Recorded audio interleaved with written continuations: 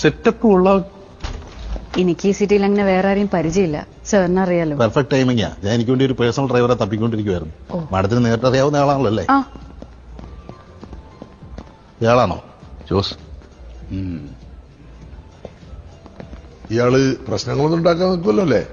Discipline അത് സാറിന് വളരെ മുഖ്യമാണ്. സാറേ, ഞാനൊരു അപ്പാവിയാ.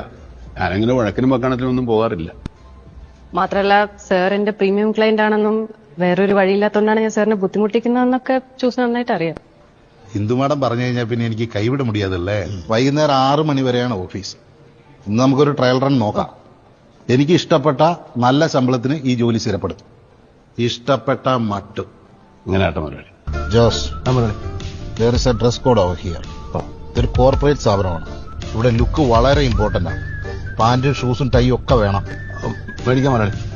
റോഡ്, വഴികൾ, കുഴികൾ എല്ലാം ഗൂഗിൾ പറയും. അത് നോക്കിക്കൊണ്ട് ഓടിച്ചാൽ മതി. പിന്നെ ഒരു കാരണവശാലും ബോസിനോട് നേരിട്ട് സംസാരിക്കരുത്. കേട്ടല്ലോ? ശരി സാർ. എന്തെങ്കിലും പറയാനുണ്ടെങ്കിൽ എന്നോട് പറഞ്ഞാൽ മതി. എന്നോട് മാത്രം. അങ്ങനെ ആട്ടെ സാറേ.